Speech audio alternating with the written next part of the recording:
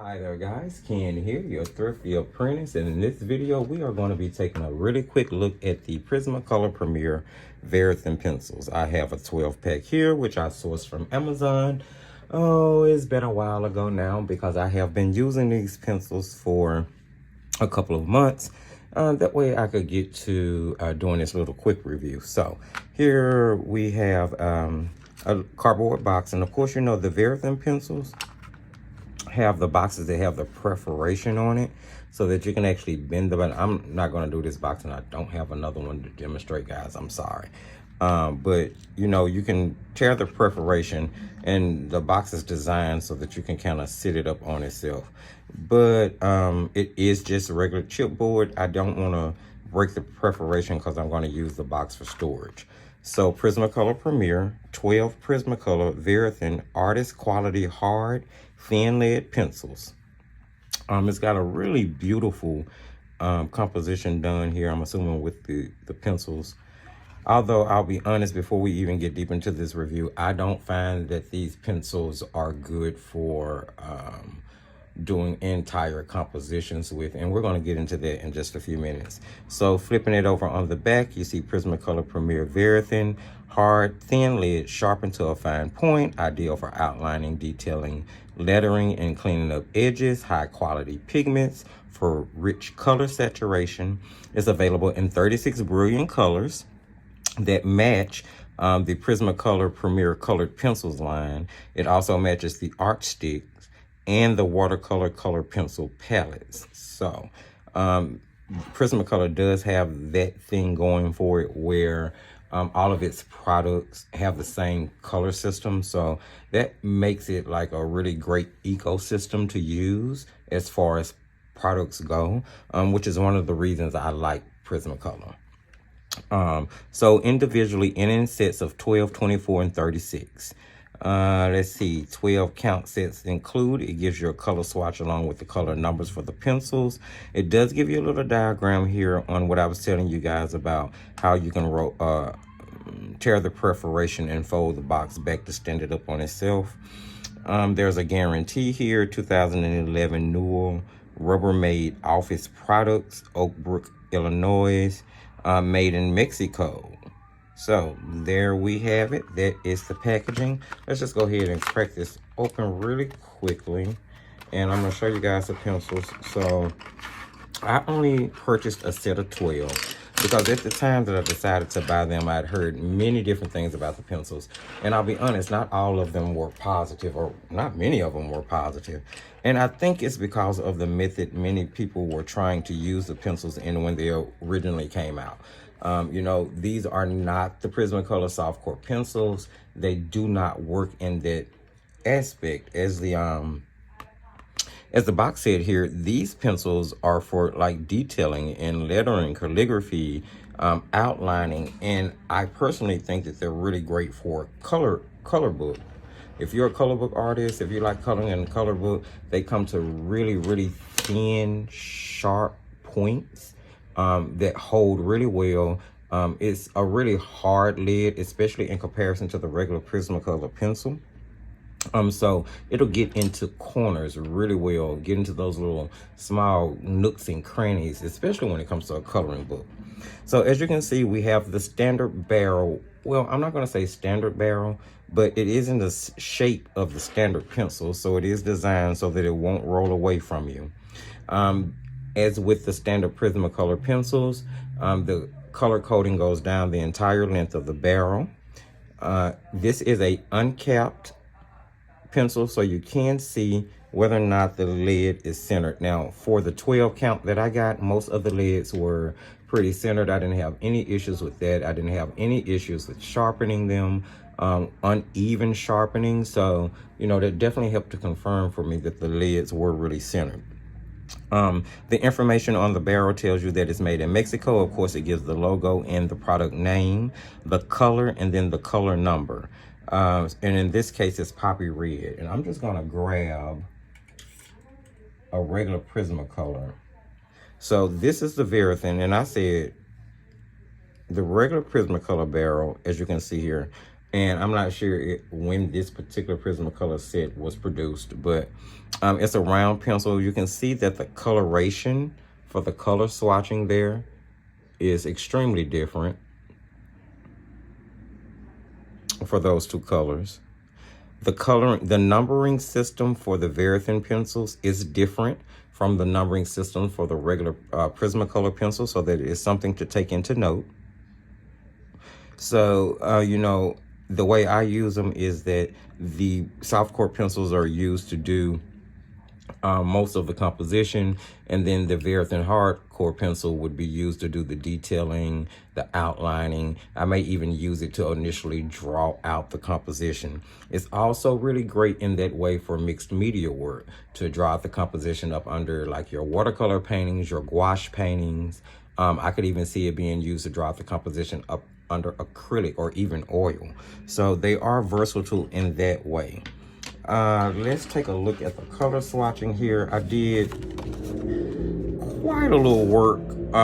So I initially swatched the colors out here, the pencils, excuse me, out on 140-pound cold pressed watercolor paper.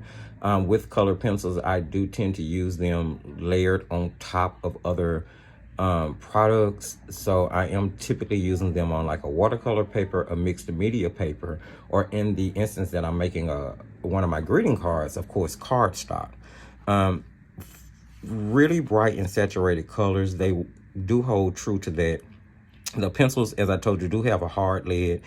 They will layer pretty well. They have really nice coverage.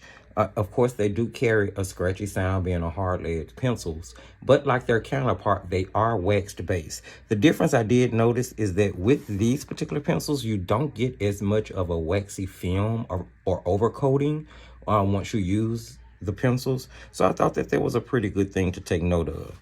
I swatched them out on black paper, and for the most part, they are semi-opaque. I don't believe that they are as opaque as the original soft core pencil, although advertising says that they, you know, are highly saturated. The white, even with the Verithin pencil, is still pretty opaque, as you would expect from Prismacolor, because they tend to have those really nice whites. The lighter colors are going to be the ones that stand up against your really colored backgrounds. The darker colors are more transparent and translucent, and of course don't show up as well on your black backgrounds, but that's to be expected. That's kind of the case in most pencils, especially if they're oil based, that I've discovered anyway. So I did a couple of tests on the pencils. There was a smudge test. The pencils smudge ridiculously. I mean, they smudge something crazy.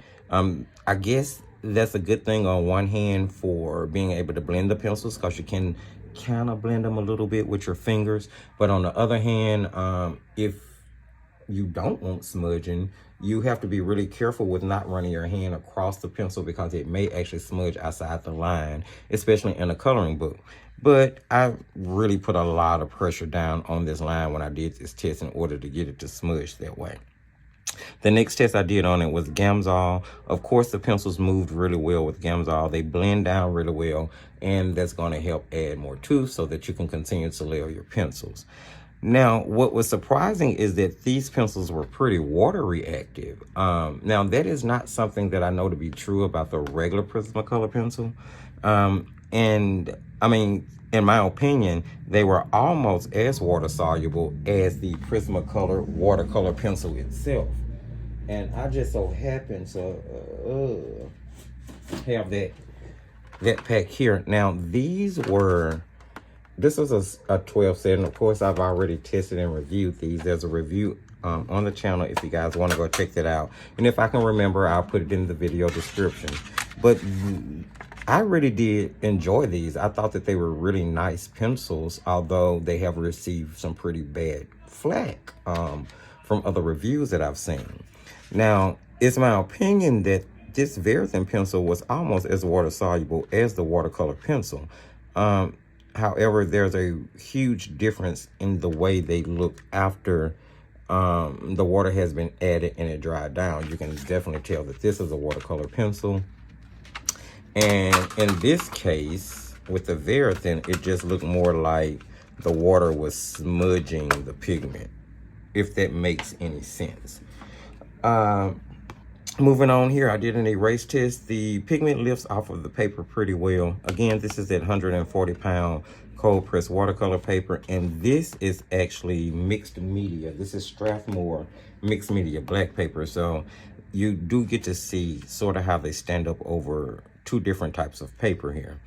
Layering test was next. I was able to get like 6 layers with a pencil before I felt like it wasn't actually taking any more color. Well, and that's on this paper. Keeping in mind that a watercolor paper is a little bit more toothy than most papers, so that's something to keep in mind. Next here came a blending test where I blended the red and green, the crimson and the green. And then I kind of blended it all down with a yellow. So I kind of wanted a base color, which I used was the green, a cool color, which was my blue. And then I used a warm color to blend it all down, which was the yellow. And I think that the blending ball came out pretty well. You can see the difference in the coloration as it blends down, which is kind of what I wanted. So they blend okay. I didn't see a huge issue with those. If we take a look at it here, you can see that I was doing some blending testing here in some swatch areas. Here I was blending the yellow and the orange and the poppy red. In this second square here, I blended the orange, poppy red, and crimson, which actually turned out to be a really beautiful blend. Here we had the grass green and the peacock green. Again, I was only working with a limited number of pencils, so there was some colors mixing, some mid-tones, so I really had to work with them. But we're going to get to the advantage to having a limited number as well. And then in this last blending box here, I used the peacock blue and the indigo, and again, I feel like I got really nice blends for those pencils. So then I moved on to trying to test mixing the colors, mixing the pigments to see if from the 12 set I could derive other colors. So I started with our primaries. So here in this first block, we're going to have yellow and crimson mixing to make that beautiful saturated orange. I thought that was really nice. Here we have the yellow and indigo mixing to make a really blue, sort of a sappy or a yellow green blue, which was really pretty, which wasn't included in the 12 pencil set. And then here I mixed the crimson and the indigo to get a violet. So you can mix the colors to get other shades, which is really beautiful to me. And they blended pretty well. As you can see, they blended to make really nice colors there. So here I took the primaries and covered them with black, and here I covered them with white, just to see the depth and tint and shades that I could get with the pencils. And from what I can tell you guys, although they are not necessarily meant for complete compositions, they're meant to do your detailing and your outlining, I think that they blended and layered really well, and they actually produced other colors that were noticeable, saturated, and more than usable. The tints and the shades would also be more than usable. Here I got a really nice shadow. I used the green and the red laid on top of each other in order to get the black pigment. And then I blended just a little bit of black in it, but not much. If you look really closely, you can see, I don't know if you guys can see that. You can actually see the green and the red pigment separated. That gave me the brown, the gray black shade. So I was really happy. I mean, for what it's worth, I like the pencils. I think that they're pretty cool. They're really economical. If you use them for what they're intended to be used for, then I don't see why there will be a problem. Did a couple of little field tests with it. Here I was coloring some stamping where I just did some 2 roses. I tend to do this little stamp with all of the pencils I get just as a preliminary test. For what it's worth, they blended well. I don't necessarily like the pencils on this paper. This is a 90-pound mixed media paper, and it's sort of the standard paper that I use for swatching and testing. And it didn't, I just feel like it still left spaces in the sizing or in the tooth. I didn't really get it to fill in well. And I didn't use Gamsol because I really wanted to test the pencils without anything being added to them. They did okay. but I didn't really care for them on this paper. I like them a lot better on the watercolor paper and the harder, the 100-pound Strathmore mixed media paper. On the channel, you're going to find a demo for this butterfly. Now, this butterfly was done on sanded paper. Now, the pencils work really well on sanded paper because, of course, it has an extreme amount of tooth that just kind of grabs the pigment. The drawback to that is that it creates a lot of fallout because it is a sanded paper. So you're going to get a lot of fallout, a lot of dust. And as you blow it away, you lose some of the saturation of the composition that you was doing. However, I feel like that's more contributed to the paper versus the pencil. This is my first time trying sanded paper. I may try it again, but I'll be honest, I wasn't really thrilled. And this is Speedball here. This is Speedball sanded paper. And I also did, let's see here, a color, part of a coloring page. See if I can get that on camera so you guys can see it. And I'll color, you know, I kind of color one flower with a different set of pencils just to see how they stand up against each other. Now, this is watercolor paper as well. And I'll be honest, I really like them on watercolor paper, even if you're just using the pencils. This was the Prismacolor Verithin, and this is the Prismacolor Verithin. You can see the difference in saturation from those two brands, which lets you know that just like advertised and like its counterpart soft core pencil, that these Verithins are actually really saturated. I really love that.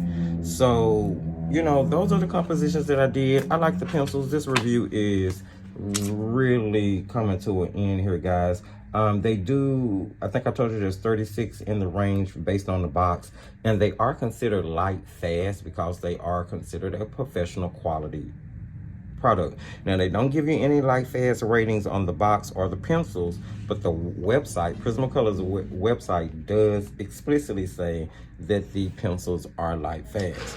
Now, normally I wouldn't just take anybody's word for it, but we are talking about a tried and true legacy company here. So I would hope to believe that, or I would be willing to believe in all hope that they are, you know, being honest about the fact that the pencils are light fast. So there you have it, guys. I recommend the pencils. I think they're economical. I think they're affordable. And I think if you use them in the purpose and the ways that they were, for the purpose and in the ways they were intended to be used, then I don't see why they would not add to your art supply collection and help add to what you do with your compositions. You can get the pencils for $9.95 on Amazon. So that's under $10 for the 12 count. Even if you got the 36 count, I don't think it was too terribly expensive, somewhere around 20 bucks, maybe just a buck or two difference. So very affordable product, and I definitely recommend. I mean, you know, if you have plenty of pencils and you don't need them, especially if you already have hard lead pencils that sharpen well, then, you know, I understand, but I feel like they could add to or be beneficial to a lot of different artists, including beginners who are looking for a pencil that's gonna help them detail really well. So, if you liked anything you heard us start in this video, don't forget to give the video a thumbs up. Hopefully it helps somebody out. Don't forget to share the video because sharing is caring, and it is going to help the channel grow. Hit me up in the comment section if you have any questions. I'll be more than happy to answer them for you. Or just let me know if you've used the pencils. What do you think of them? Don't forget to follow us on the Facebook page, Instagram, as well as TikTok. Paints, pencils, pastels, and markers is open for membership. You can find a link in the video description for that Facebook group. Am I forgetting anything? Nope. And remember, as I tell you at the end of every single video, my friends, just keep painting.